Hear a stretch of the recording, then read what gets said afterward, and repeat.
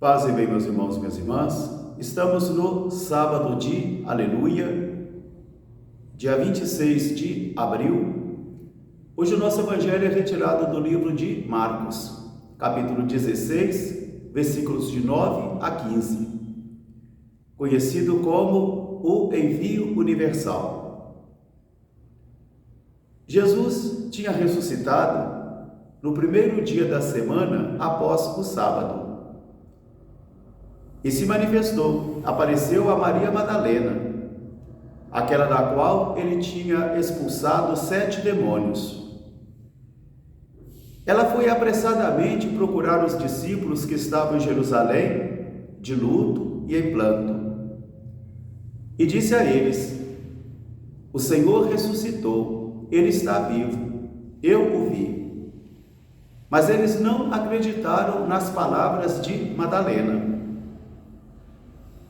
Também 2 discípulos regressaram do campo e disseram que Jesus tinha se manifestado a eles. Eles tinham visto Jesus de modo diferente. Mas mesmo assim, os discípulos que ali estavam não acreditaram na palavra deles. Então Jesus manifestou-se agora durante uma ceia para todos os seus discípulos reunidos. Ele advertiu e reprovou a incredulidade deles e a dureza de coração. E depois disse-lhes que eles deveriam crer em tudo aquilo que tinha acontecido conforme a lei de Moisés, dos profetas e dos salmos, e que eles seriam testemunhas de tudo isto. Então Jesus os enviou: ide por todas as nações e anunciai o evangelho a todas as criaturas. Palavra da salvação.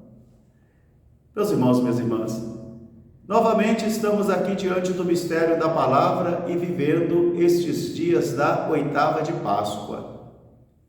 E todo esse tempo pascal quer restaurar em mim e em você que a vida cristã é um itinerário de vida, é uma peregrinação, onde eu e você e todos os seres humanos chegamos a este mundo, construímos a nossa história, mas chegará um dia em que todos nós teremos que partir, cada um na plenitude do seu tempo. E a vida cristã se manifesta aqui então como um grande dom que Deus concede a mim e a você, um itinerário de vida espiritual. E durante esses dias, na oitava da Páscoa, nos é oferecido o texto também dos discípulos de Emaús, como um itinerário feito de 2 momentos, um pré-pascal e um pós-pascal.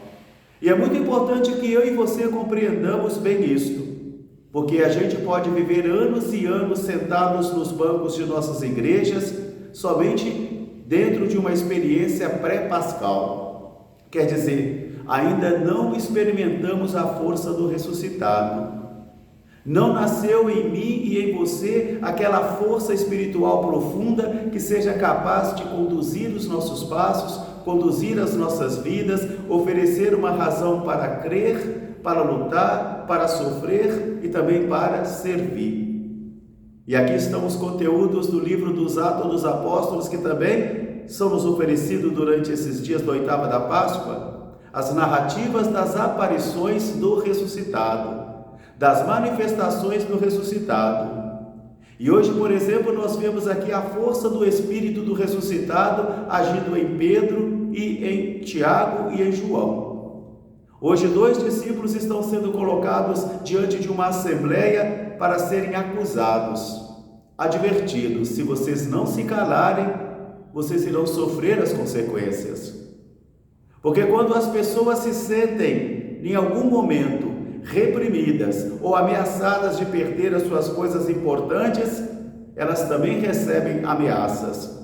Por isso Jesus vai recordar: nós não podemos deixar de falar daquilo que vimos e daquilo que ouvimos. Pedro vai dizer isso na primeira leitura de hoje, diante da ameaça que ele sofre, da proibição que ele recebe de não anunciar mais o nome de Jesus. Ele vai dizer: mas como é que eu posso me calar?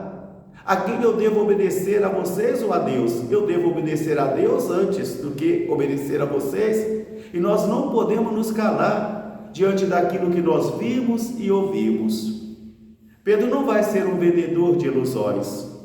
Pedro não vai ser um anunciador de filosofia, teologia, de doutrinas, não de idealismo, não. Pedro vai ser um comunicador de experiências pessoais. Ele será uma testemunha. E vocês serão minhas testemunhas a partir de Jerusalém e em todas as faces da terra. Por isso, hoje, encerrando o Evangelho do envio universal, Jesus vai dizer: ide por todas as nações e anunciai o Evangelho a todas as criaturas. Meus irmãos, minhas irmãs, mas antes de serem enviados, os discípulos tiveram que fazer a experiência do ressuscitado. Aqui estamos na experiência pós-pascal. Na experiência pré-pascal, os discípulos de Emaús, por exemplo, eles tinham já uma ideia de quem era Jesus. Ele era um profeta poderoso em obras e palavras. Nós esperávamos que ele fora restaurar todas as coisas e não aconteceu nada disso. E eles estão regressando, então, decepcionados com Jesus. Ainda hoje, quantos irmãos e irmãs se decepcionam com Jesus? Quantos e quantas deixam de rezar? Quantos e quantos abandonam suas comunidades cristãs? Quantos então abandonam suas igrejas? Quando então mudam de igrejas porque não encontraram Jesus e se sentem decepcionados com ele? Quantas pessoas se sentem revoltadas contra Jesus e se fecham completamente à dimensão do mistério da fé? Porque ficaram escandalizadas com Jesus, porque ele não realizou aquilo que a pessoa esperava. Emaús, então, é a cidade ou a terra dos fracassados.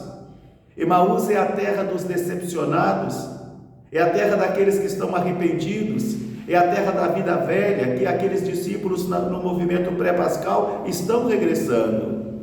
Já o movimento pós-pascal é aqueles que os olhos já não estão mais velados, que o coração arde quando escuta a palavra de Jesus, e que depois de ouvir e reconhecer ao Senhor, já não há mais medo, já não há mais ameaça, já não há mais insegurança, já não há mais preguiça, já não há mais acomodação, porque é o amor a Jesus que impulsiona a pessoa, que impulsa a pessoa a agir. Então, na primeira leitura de hoje, nós encontraremos esse Pedro, esse Tiago, que estão ali movidos pela força da fé. Nós não podemos deixar de falar daquilo que vimos e daquilo que ouvimos.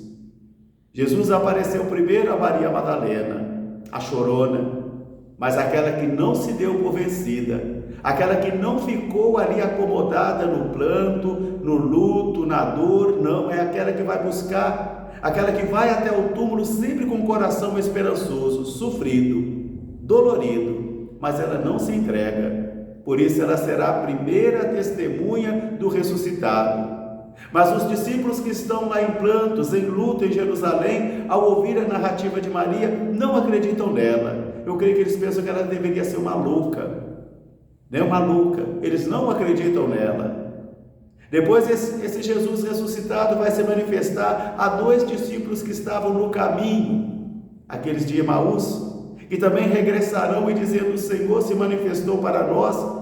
E mesmo assim, os discípulos que estão no pranto, no luto, também não vão acreditar. Eles não acreditarão nem em Maria Madalena e nem naqueles dois discípulos, porque os olhos estavam velados, os corações estavam fechados. A decepção, o luto e a dor e o pessimismo, o derrotismo era mais forte do que a luz da fé. E muitas pessoas ficam então assim sepultadas neste sepulcro de desespero e de desesperança. Finalmente Jesus então se manifesta enquanto eles estavam comendo. Jesus se manifesta para todos, agora é para todos. E ele vai então repreender a falta de fé e a dureza de coração deles. No Evangelho de ontem, Jesus vai iluminar a inteligência dos discípulos. Jesus vai iluminar a inteligência para que eles pudessem compreender os mistérios, e realmente é o próprio Senhor que nos dá esse dom. Supliquemos ao Senhor esse dom para compreendermos as coisas de Deus.